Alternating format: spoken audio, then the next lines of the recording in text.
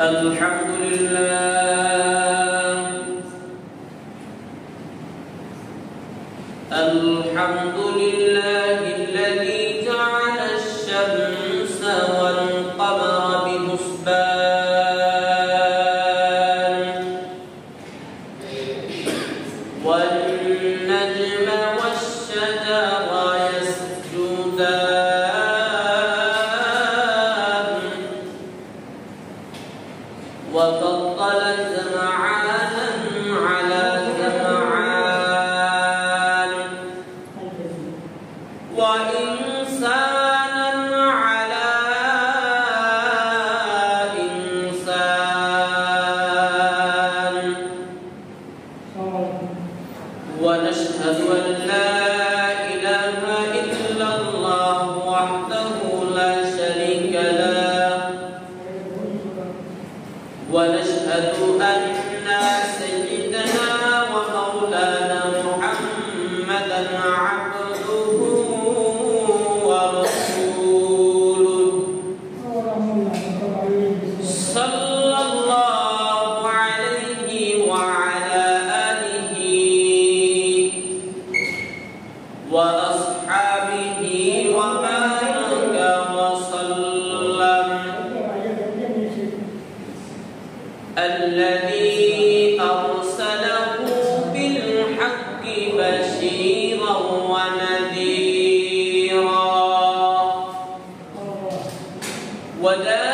وداعيا إلى الله بإذنه وسراجا وقمرا منيرا فقد قال الله تعالى في كلامه المجيد وفي فرقان الحميد أعوذ بالله من الشيطان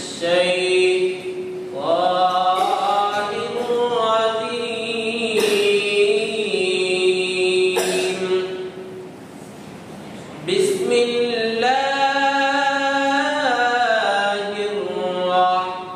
الرحمن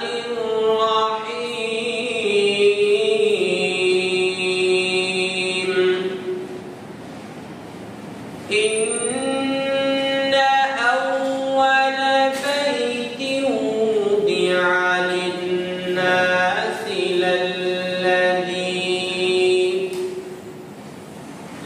للذي بمكة مباركا وهدى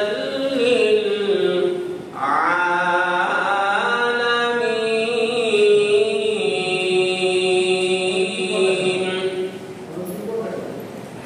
وقال تعالى في شان حبيبه مخبرا وآمرا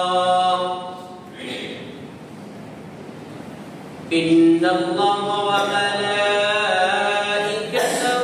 يصلون على النبي يا أيها الذين آمنوا صلوا عليه وسلموا تسليما اللهم صل على سيدنا ونبينا وشفينا وحبيبنا ومولانا محمد صلى الله عليه وعلى آله وأصحابه وبارك وسلم জবান খুলে উচ্চ স্বরে সমস্বরে দুরূদ শরীফ পাঠ করি আল্লাহুম্মা সাল্লি আলা সাইয়্যিদিনা ওয়া নাবিয়িনা ওয়া শাফি'িনা ওয়া হাবিবানা ওয়া মাওলানা মুহাম্মদ সাল্লাল্লাহু আলাইহি ওয়া আলা আলিহি ওয়া আসহাবিহি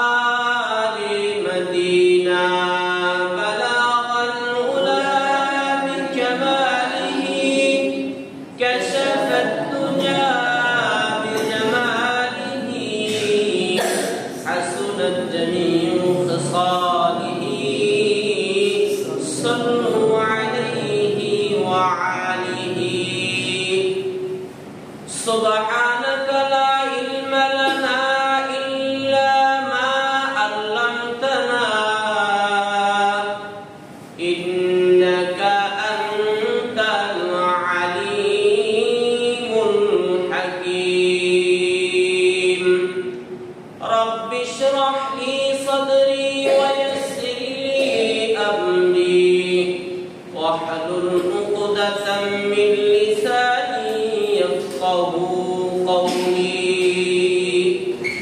الحمد لله আল্লাহ পাক রব্বুল আলামিনের দরবারে অসংখ্য শুকর ও সুজুদ যে মহান রব্বুল আলামিন পবিত্র জুমার দিনে আপনাকে আমাকে তার ঘর মসজিদে আসা এবং বসার মতন তৌফিক দিয়েছেন এজন্য মহান রব্বুল কারীমের দরবারে শুকরিয়া আদায় করি আলহামদুলিল্লাহ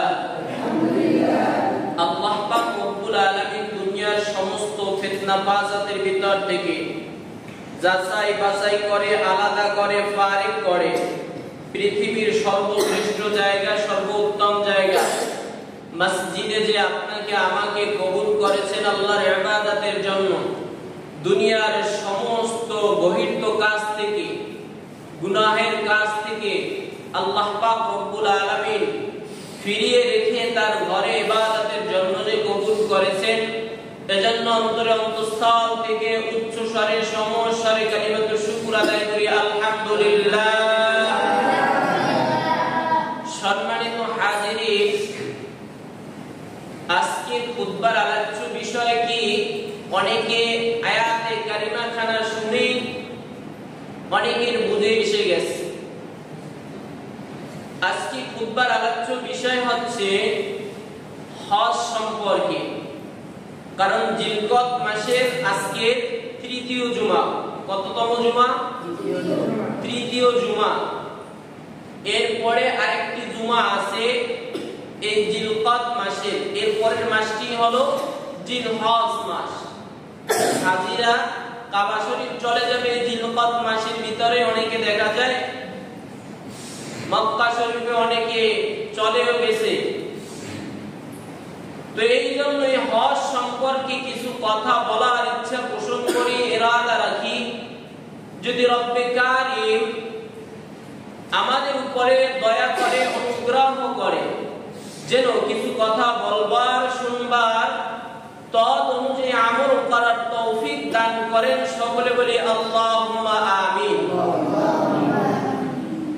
সম্মানিত হাজিরিন ইসলামের স্তম্ভ ইসলামের স্তম্ভ হলো পাঁচটি রাসূল আকরাম সাল্লাল্লাহু আলাইহি ওয়াসাল্লাম বলেন বুনিয়াল ইসলামি আলা খামসি এক নম্বরে বলছে শাহাদাতি আল্লাহ ইলাহা ইল্লাল্লাহ ইসলামের পাঁচটি স্তম্ভ এই পাঁচটি স্তম্ভের ভিতরে সর্বপ্রথম যেটা হলো শাহাদা মানে কালেমা পাঠ করা দ্বিতীয় নাম্বার নামাজ আদায় করা তৃতীয় নাম্বার যাকাত দেওয়া চতুর্থ নাম্বার হজ করা পঞ্চম নাম্বার হলো আস-সাওমি রমাদান রমজান মাসে রোজা রাখা একটা ঘর এই ঘরটা নির্মাণ করার জন্য কয়টা খুঁটি কথা বলে না কয়টি খুঁটি পাঁচটি খুঁটি তার ভিতরে একটা খুঁটির নাম কি হজ একটা খুঁটির নাম কি হজ এই পাঁচটি স্তম্ভ স্তম্ভ দ্বারা বোঝানো হয়েছে খুঁটি বা পিলার খুঁটি বা পিলার তো একটা স্তম্ভ হলো হজ এই হজ কোথা থেকে আসলো অনেক লম্বা আলোচনা সংক্ষেপে মুরমুর কিছু পয়েন্ট টান দিব এই হজ আসছে কোথা থেকে কিভাবে আল্লাহ পাক রব্বুল আলামিন ইসমাঈল আলাইহিস সালাতু ওয়াস সালাম ও হাজেরাকে যখন ইব্রাহিম আলাইহিস সালাতু ওয়াস সালামকে বললেন এদেরকে নিয়া ওই মরুভূমির ভিতরে তাদেরকে বনবাসে দিয়ে আসো অথবা মরুভূমির ভিতরে রেখে আসো সেই মরুভূমির ভিতরে রাখার পরে অনেক দিন পরে আবার ইব্রাহিম আলাইহিস সালাতু ওয়াস সালাম তাদেরকে খোঁজ খবর করার জন্য গেলেন এই আলোচনা পরে অনেক সময় যদি আল্লাহ তৌফিক দেয় করব তো সেখানে যাওয়ার পরে ইব্রাহিম এবং ইসমাঈলের সাথে যখন দেখা ইসমাঈল তখন অনেক বড় হয়ে গেছে। তখন আল্লাহ পাক রব্বুল আলামিন নির্দেশ দিলেন ইব্রাহিমকে, ইব্রাহিম এই মক্কার জমিনের ভিতরে একটা ঘর তৈরি করা ছিল, ওই ঘরটা প্লাবনে যে কোনো অবস্থায় ঘরটা আবার বালুর নিচে পড়ে গেছে। এই ঘরটা পুনরায় নির্মাণের জন্য ইব্রাহিমকে আল্লাহ নির্দেশ দিলেন। কাকে? পয়গম্বর ইব্রাহিম আলাইহিস সালাতু ওয়াস সালাম। এই ঘরটা হলো কেমন ঘর? কোরআনে পাকের ভিতরে আল্লাহ পাক রব্বুল আলামিন বলেন,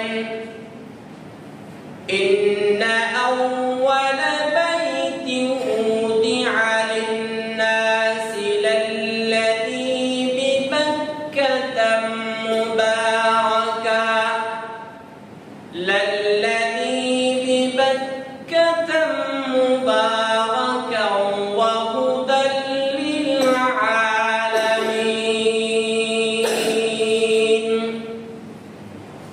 রব্বুল আলামিন জানিয়ে দিলেন, ইন্না নিশ্চয়, আউওয়ালা মানে সর্বপ্রথম পৃথিবীর ভিতরে সর্বপ্রথম ঘর হলো কাবা ঘর। কিসের ঘর? কাবা ঘর। পৃথিবীর সর্বপ্রথম ইবাদতখানা, ইবাদতের ঘর হলো কাবা ঘর। এই ঘরটা কেমন ঘর? আল্লাহ পাক রব্বুল আলামিন কোরআনুল কারীমের ভিতরে জানিয়ে দিয়েছেন, হুদাল লিল মুত্তাকিন,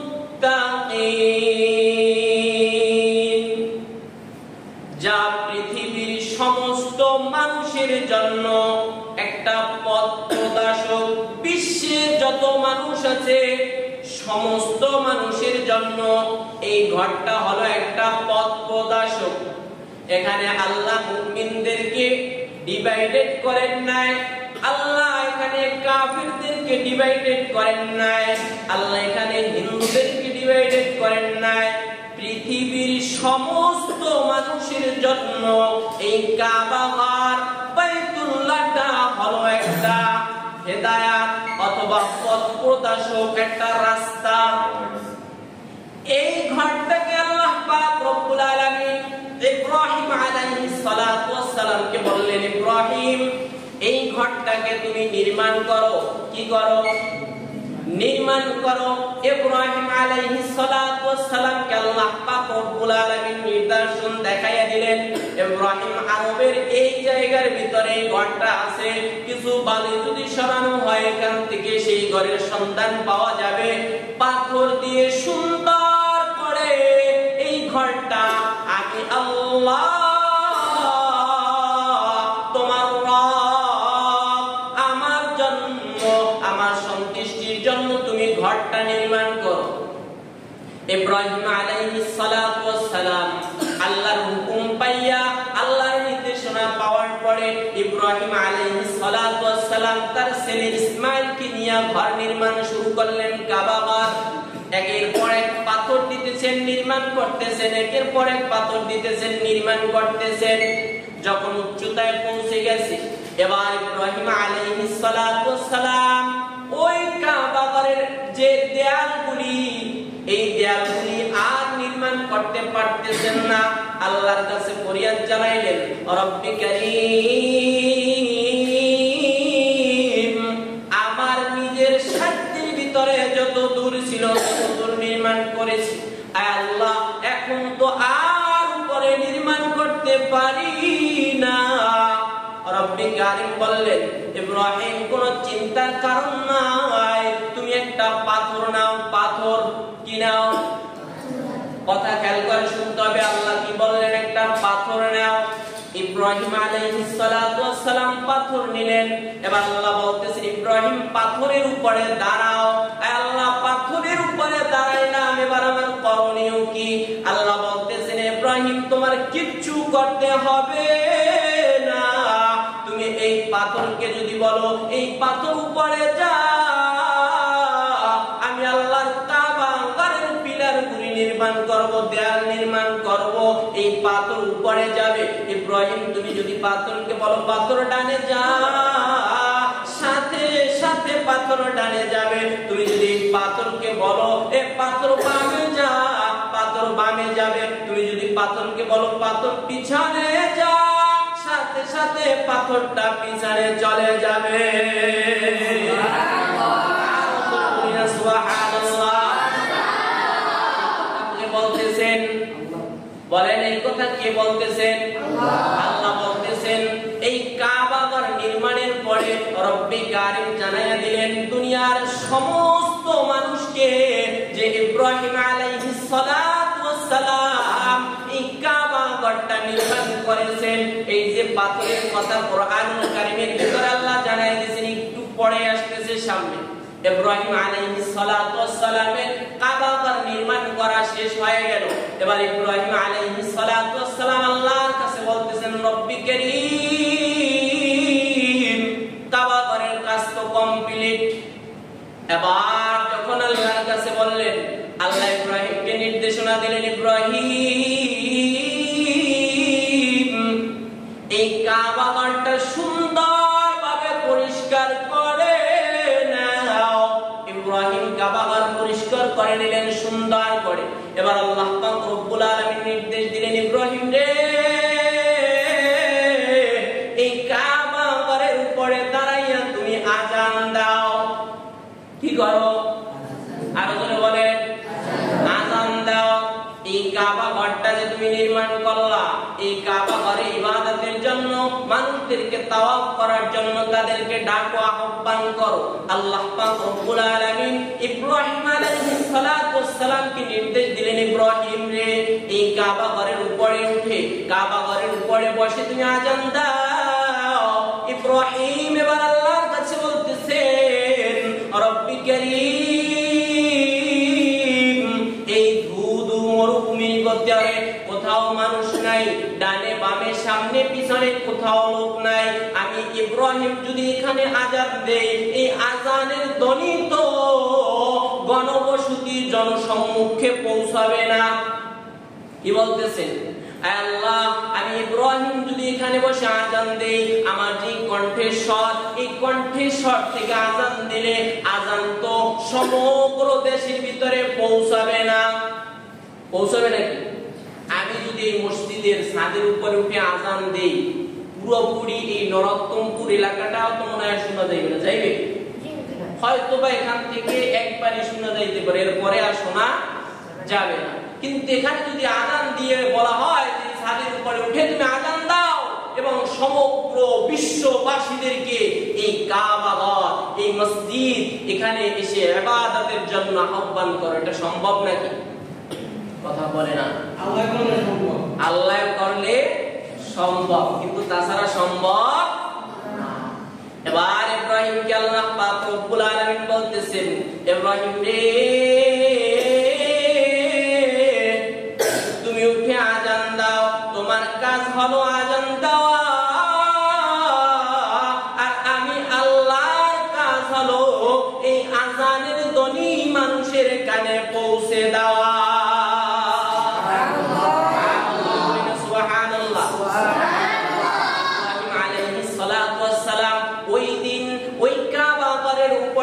আযান দিয়েছিল। এখানে তাফসীরকারগণ বর্ণনা করেন, ইব্রাহিম আলাইহিস সালাতু ওয়াস সালাম ওই দিন যে আযান দিয়েছে, ওই আযানের ধ্বনি যার যার কানের ভিতরে পৌঁছেছে, সে মৃত্যুর আগে জীবনে একবার হলেও কাবা ঘরের সামনে গিয়ে বলতে পারবে, লাব্বাইক আল্লাহুম্মা লাব্বাইক। এই লাব্বাইক ধ্বনিটা দিতে পারবে যে জীবনে ওই আল্লাহু আকবার আওয়াজটা তার কানের ভিতরে পৌঁছেছে। ইব্রাহিম আলাইহিস সালাতু ওয়াস সালামের আযানের ধ্বনিটা যার কানের ভিতরে পৌঁছেছে। কিন্তু এখন কথা হলো, হুজুর ওই দিন তো আমরা ছিলাম না। ছিলাম আমরা কি? আমার আলোচনা কি আপনারা বোঝেন? ইব্রাহিম আলাইহিস সালাতু ওয়াস সালামের জামানায় আমরা ছিলাম? আমরা ছিলাম না। আমরা ছিলাম কোথায়? রূহের জগতে। ওই দিনে আযানের ধ্বনিটা শুধু পৃথিবীর ভিতরে নয়, সমগ্র আল্লাহর সৃষ্টি জগতের ভিতরে এই আযানের ধ্বনিটা ওই দিন পৌঁছে গিয়েছিল। যারা রূহের জগতে বসেও ধ্বনি শুনতে পেয়েছে, জীবনে একবার হলেও তারা ওই কাবা ঘরের সামনে গিয়ে লাব্বাইক আল্লাহুম্মা লাব্বাইক ধ্বনি দিতে পারবে।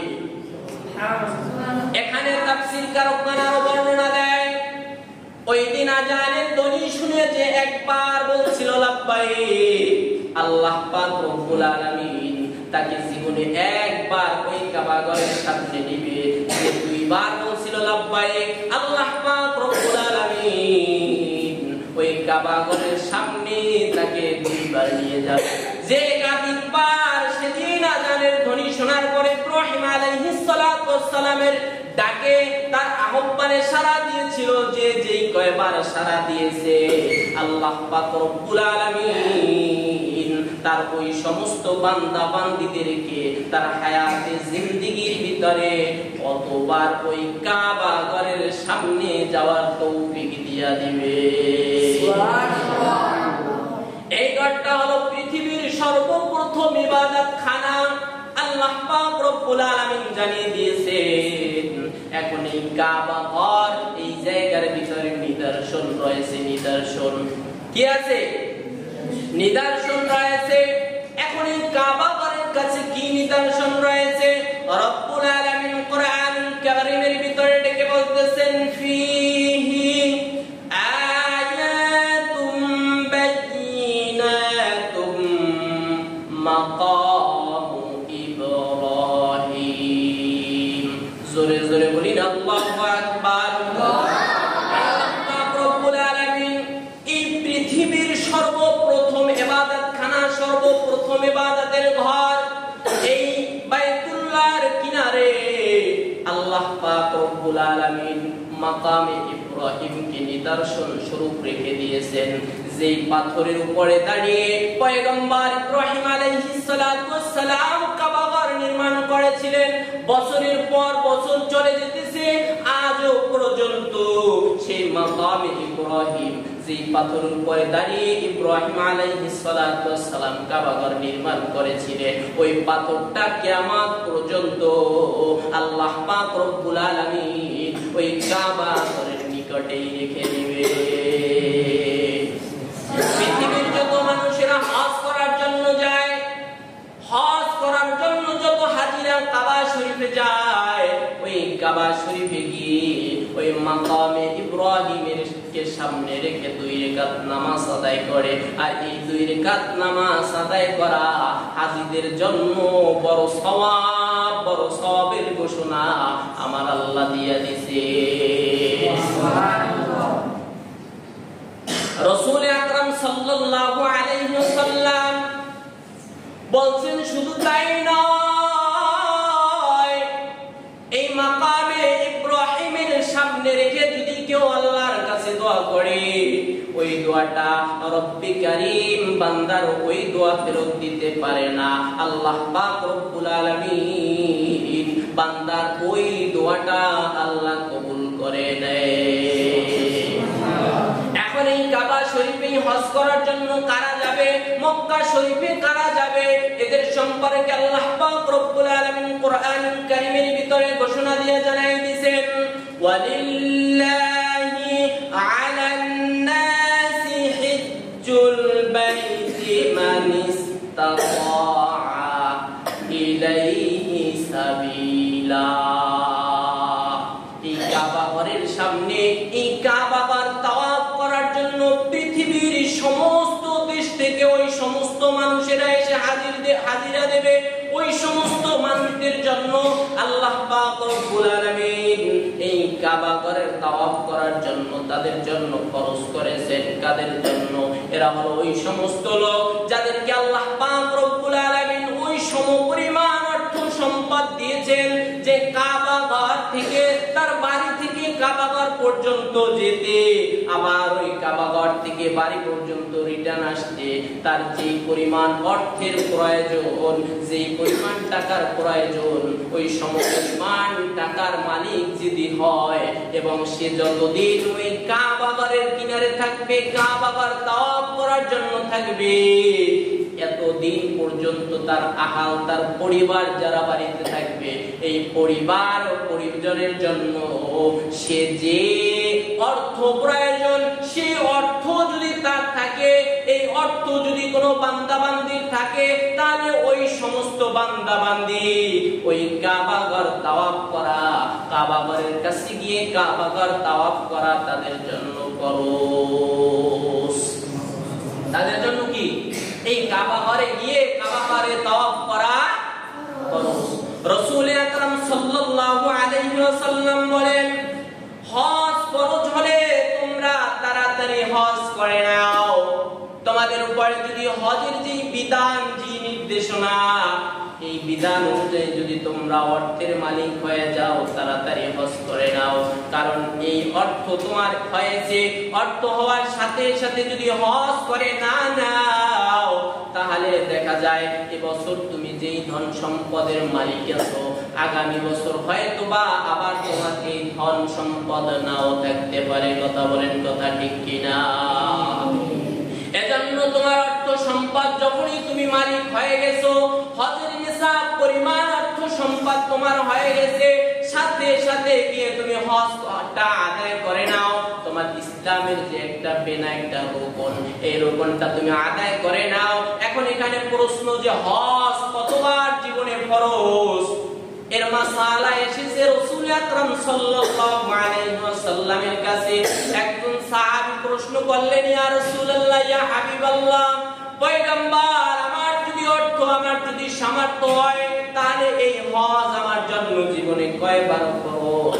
আল্লাহর রাসূল প্রথম কোনো জবাব দিলেন না। দ্বিতীয়বার আবার প্রশ্ন করলেন, আল্লাহর রাসূল কোনো প্রশ্নের উত্তর দিলেন না। তৃতীয়বার আবার প্রশ্ন করা হলো, কিন্তু আল্লাহর রাসূল কোনো জবাব দিলেন না। তিনবার প্রশ্নের পরে আল্লাহর রাসূল চুপ ছিলেন, কোনো উত্তর দিলেন না। কিছুক্ষণ পর আল্লাহর রাসূল বলতেছেন, সাহাবায়ে কেরামগণ শোনো, তোমরা যখন ওই নিসাব পরিমাণ সম্পদের মালিক হবে, অর্থের মালিক হবে, তখন তোমাদের জন্য একবার হজ করা ফরজ। কয়বার? কথা বলেন, কয়বার? একবার হজ আদায় করা ফরজ। সাহাবায়ে কেরামগণ প্রশ্ন করলেন, ইয়া রাসূলুল্লাহ, ইয়া হাবিবাল্লাহ, পয়গম্বর, আমরা যখন প্রথম প্রশ্ন করলাম, প্রথম প্রশ্নে আপনি উত্তর দিলেন না, দ্বিতীয় প্রশ্নে উত্তর দিলেন না, তৃতীয়বার প্রশ্ন করলাম, উত্তর দিলেন না, আপনি চুপ থাকলেন। রাসূল আকরাম সাল্লাল্লাহু আলাইহি ওয়াসাল্লাম বলেন, সাহাবায়ে কেরামগণ শোনো, তোমরা প্রথম প্রশ্ন করার সাথে সাথে যদি আমি তোমাদেরকে উত্তর দিয়ে দিতাম যে যতবার তোমাদের কাছে যদি অর্থ থাকে, প্রতি বছর হজ করা ফরজ, এই কথা যদি আমি আল্লাহর রাসূল একবার বলে ফেলতাম, তাহলে তোমাদের জন্য অর্থ থাকা সত্ত্বে প্রতি বছর হজ করা ফরজ হয়ে যেত।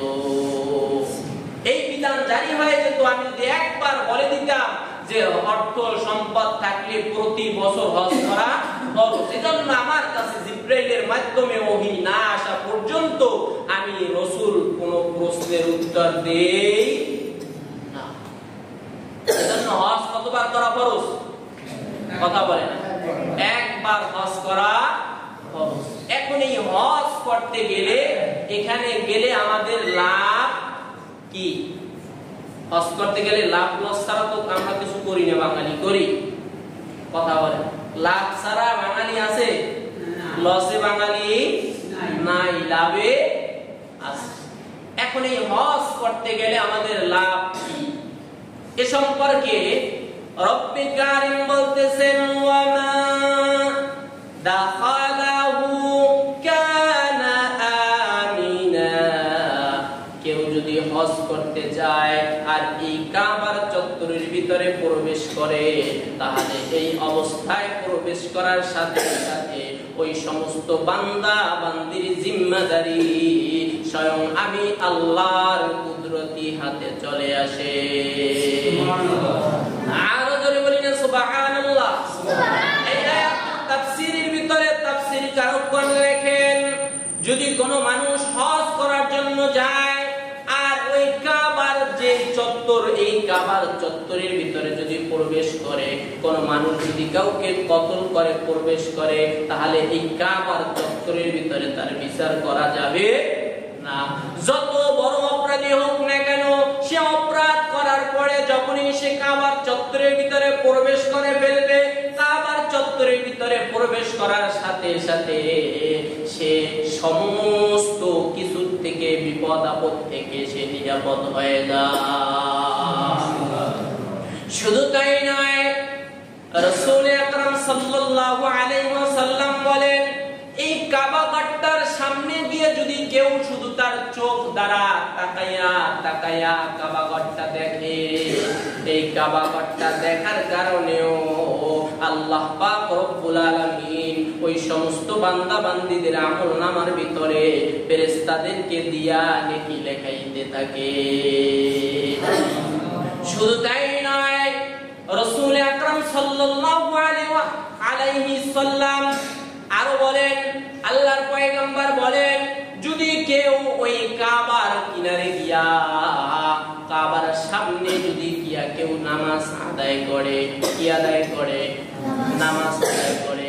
এক রাকাত নামাজ যদি আদায় করে, এই এক রাকাত নামাজের বদৌলতে আল্লাহ পাক রব্বুল আলামিন তার আমলনামার ভিতরে 100 রাকাত নামাজের সওয়াব দিবে। ব্যাপারটা এমন নয় 1000 রাকাত নামাজের সওয়াব দিবে, ব্যাপারটা এমন নয়। আল্লাহ পাক রব্বুল আলামিন ওই সমস্ত বান্দা বান্দির আমলনামার ভিতরে 1,00,000 রাকাত নামাজ আদায় করার যে সওয়াব, এই সমপরিমাণ সওয়াব তাদের আমলনামার ভিতরে আল্লাহ দিয়ে দিবে। এখানে আরো বলেন, রাসূল আকরাম সাল্লাল্লাহু আলাইহি ওয়াসাল্লামের হাদিস দ্বারা প্রমাণিত, যদি কোনো মানুষ এই কাবার কাছে গিয়া একদিন থাকে, তার আমলনামার ভিতরে কত দিনের সওয়াব আসবে? 1,00,000 দিন ওই কাবার চত্বরে থেকে যদি ইবাদত বন্দেগী করে, তাতে যে সওয়াব, ওই সমপরিমাণ সওয়াব তার আমলনামার ভিতরে আসবে। আবার যদি কোনো মানুষ ওই কাবার ওখানে 1 মাস থেকে ইবাদত বন্দেগী করে, তাহলে ওই সমস্ত বান্দা বান্দীদের আমলনামার ভিতরে আল্লাহ পাক রব্বুল আলামিন 1,00,000 মাস থেকে ইবাদত বন্দেগী করলে যে সওয়াব, ওই সমপরিমাণ সওয়াব তাদের আমলনামার ভিতরে লিপিবদ্ধ করে দেয়। শুধু তাই নয়, রাসূল আকরাম সাল্লাল্লাহু আলাইহি ওয়াসাল্লাম বলেন, আমার কোন উম্মতের ভিতরে, এই দরজাটা বারবার উনি খুলে আর বাইরে আটকাও তো,